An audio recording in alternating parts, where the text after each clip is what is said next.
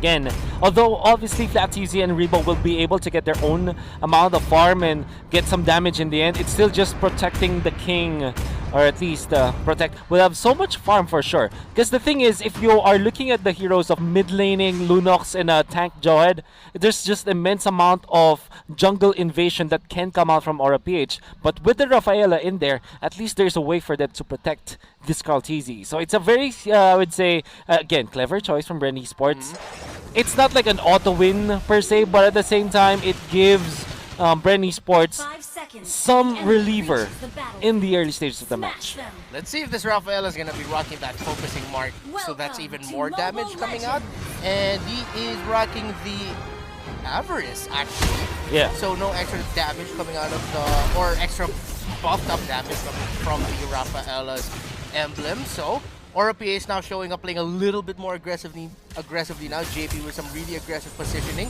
Greed is there as well for the wraparound. So look at that, constant or immediate pressure this early on the purple side buff. Even though it's 2v3, they say, you know what, I think we can do this. We can buy some time for Lord Hades to farm up even more. Who's going all the way to that orange buff, and Aura really doing everything they can just to stall Carl TZ. A very smart take coming out from Aura PH. They know that the Granger, if it clears the way first, gets a level 2, he is quite invincible already. Because you will have the Rondo as well as the Rhapsody, which means that he has damage against junglers and jungle creeps, as well as mobility, that when he's pressured by someone, he just can run away from that. So that's very smart. He's gonna get level 4, and Kaltis is just level 2. What a wonderful rotation from Aura PH. Yeah, great rotation. Instead of actually going for any of his buffs first, as we said, he went straight for the orange. Even Flap Teasy to do that, but was just a moment too late. Of course, probably expecting that he timed it for, okay, he's gonna get his buff first and then go to the orange. That's right. Great rotation there by Aura, as we mentioned, but now Bren Esports trying to find rotation and a flow for themselves, as well as Carl TV has not hit level 4 yet. Rebo and Kilowatt smacking each other in the bottom lane. Flap Easy and Benny Cutie now. This matchup of the Lunox versus the Esmeralda. How is this gonna go? What I like about this is that Benny Cutie, if he positions it for Flap Easy, because Flap Easy, if you're noticing, he's rocking the Avarice, which means that he kind of needs to get close so that the Stardust Dance will hit the Lunox to pop that those procs, right? But again, he's a Lunox. Yeah, and speaking of pop, and Rebo going in, and he gets popped off by Greed's Valir, taking out the Alice, and Bren Esports are going to continue this fight, but that's going to be 2 kills already, and the turtle for Aura. This is a fantastic start for Aura Philippines, as that's 3 kills and a turtle to start off the match. Disastrous for Bren Esports. I also want to take note the advantage of getting that jungle invasion coming up from Aura PH. Lord Hades has free levels when it comes to his gap between the junglers before that turtle fight started. And do take note, Reptar, that the Retribution, its damage scales depending on your level. That means that no matter what happens, Aura PH will have the advantage when it comes to the Retribution war around the turtle area. Now Flap Easy with a war against Kilowatt, who prompts his Counter Inferno so that he can clear up the minion wave and rotate faster to mid. JP though gets caught out by the members of Bren Esports, probably looking for an ejector pickoff, but only gets picked off himself. Greed trying to disrupt, almost getting hit by that Comedic Lance, could have been disastrous. So Aura PH now getting invaded, they set the tempo early on. We're going to be the ones doing invading, and now it's Carl TZ having a difficult time getting the buffs and getting the farm. Oh wow. And do take note, Aura PH, they went in for double masks, which meant that Greed will not have much farm, I would say. Kind of even with Greed as well as JP, but it won't matter so much. All they wanted to do was to really just funnel everything into Lord Hades at this point. If last game, Lord Hades had to farm so much, and he's gonna be depending on the Cloud, which is a very, I would say this, slow farmer when it comes to jungling. This time, they're gonna put some pedal into this Aura PH tempo that they wanted to have. Yeah, good micro play there by JP, tossing Greed away. That's right. Almost getting taken down here in this Valir. Could be big here for this fight. Let's see who's going to get the second turtle of the game. The first one went to Aura, and now JP's spotting out Carl Teasy. The pick off is there, and the turtle once again going to Granger. Carl Teasy gets picked off, and that's a double kill for Lord Hades as Teasy trying to build up all the shields that he can, but he gets tossed back by JP, but not enough damage is going to come out from Aura. Rebo too busy managing that wave in the top lane just to get a little bit more push. Good call there, because that really looked bad for Bren. They're already behind. Oh my god. They have to get their wins elsewhere. Oh my goodness, you're absolutely correct. Because what I saw from Bren Esports is that they know that they are already disadvantaged. I think that they're depending on their championship buff already because they kind of feel that, okay, maybe we can outplay them out of it. But obviously that's not happening. As Lord Hades, my god, the burst.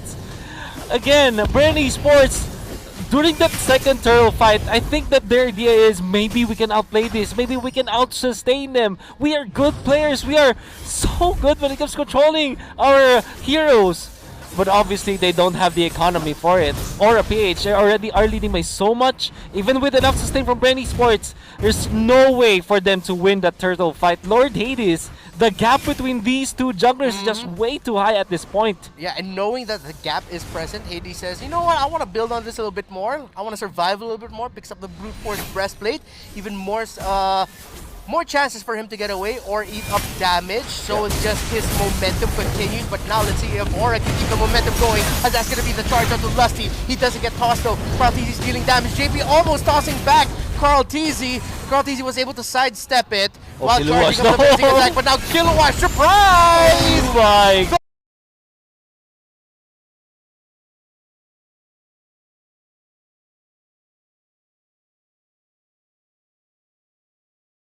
Mega kill for him! Back on vintage form because wait, it's weird because it's just like last year. Yeah.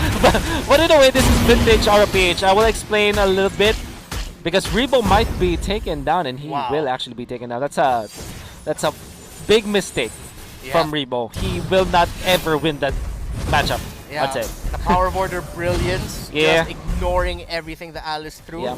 But yeah, vintage RPH first is because they're bringing back their jungle invasion, or the jungle choking that they are always so capable with. And the second is Kilowatt on the thumbs. Man, that's so vintage, I'd say. And his positioning, that was so wonderful. Nobody can play like that, like Kilowatt is doing. We know Kilowatt is the farming type of EXP laner, but he knows when he needs to get advice. That positioning was just so good, wrapping around the members of Bren Esports. He knows that Carl Teasy will be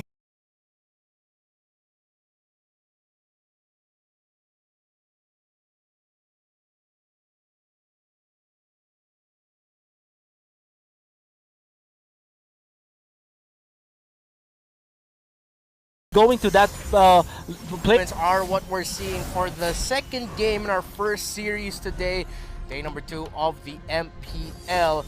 Aura PH. Can't believe all of this just snowballed from the fact that Aura rotated at the start really smart. And now JP, smart pick off there onto Lusty. He's going to be forced to go back. He doesn't have the brilliance. I mean, that was the Rafaela getting taken out, so that's already going to be 2 members of Bren Esports down. Carl Teasy gets taken out, and that could be another one up next. Will it? Yes, it is. Double kill there for Lord Hades, taking out the Sylvana, and Bren desperately trying to hold on to this tower in the bottom lane. But now it's a killing spree for Benny. Last man standing in Aura in the opening. They know that they can buy time, but look at that! Godlike for the Lord of Hell. Hades 7-0-5. This is his second game in an Aura PH jersey, I would say. Because Lord Hades, he kind of was benched from, well, in the MPL. I'm talking about MPL. This is not the first time that Lord Hades actually was deployed by Aura PH. In the offseason, they tried for it, and now everybody's just gonna be wondering, is this the better lineup for Aura PH? Just because of that second game performance coming out from Lord Hades. Do take note that he is Claude. It's a little bit, I would say, a lot of jitters in there for Aura PH. Having kind of a new squad. JP this time, this is night and day for his joint. Game number 1, it's a combination of his lack of mastery with the hero and the fact that there's a Popper and Koopa in the other team. Now, it's a completely different story. JP is activated as a... It's just like Raflesia, right? Jungle invasion coming up from Aura PH. Man, if we were to cover the names of the teams, you would say that this is Sunsparks, not Aura PH. Oh yeah, like hell of a throwback actually. Even with the heroes that we're seeing, like Granger, with an insane stat line right now. Hunter Strike pick up by this Granger. Now that I think about it, this is season 4 lineup. Like Joed was really considered alongside Rock. Lunox was also a hero to watch out for back then. Oh, yeah, you're right. And Granger was the top marksman back then in the championship round of Aura PH in season 4. Bren Esports want to run it back this season, but Aura PH throwing it back and surprising the world champions. Endless battle. Picked up there by Kilowatt, who is crazy kill participation for this game. 3-1 and 11. He's only missed 1 kill, and that shows how well he has been rotating in this match. And I'm glad that you mentioned JP, night and day, perform. The hesitation and the defensive mindset of Aura is gone. They brought the fire and the aggression at the start, and it worked out really well for them. Oh, absolutely. Perfectly put there, Renmar, because I think that Aura PH, what they were lacking in the game number 1 was confidence. Because it really didn't feel like Aura PH is playing. For now, this is their, I would say, most comfortable form. And we can see that they are so good at this, especially when Lord Hades is farmed. Yeah.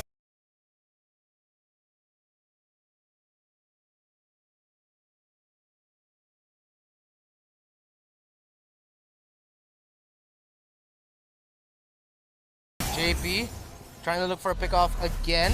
It's a 9K. Managing this whole map. 3-wave push. The minion at the top. The Lord.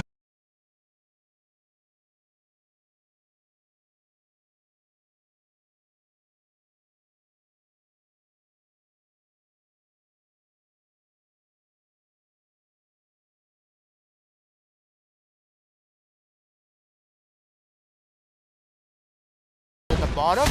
Bren Esports would get taken. They have the firepower to do anything. Flatteezy going in though with the falling star moon just so that they can help deplete down the Lord. Can just stand by and watch as Aura get closer and closer to a victory, but that's gonna get picked off there. Sylvana getting tossed back by JP. It's 5 versus 4. Oh my god! And the damage! Gone! Deleted, depleted, triple kill!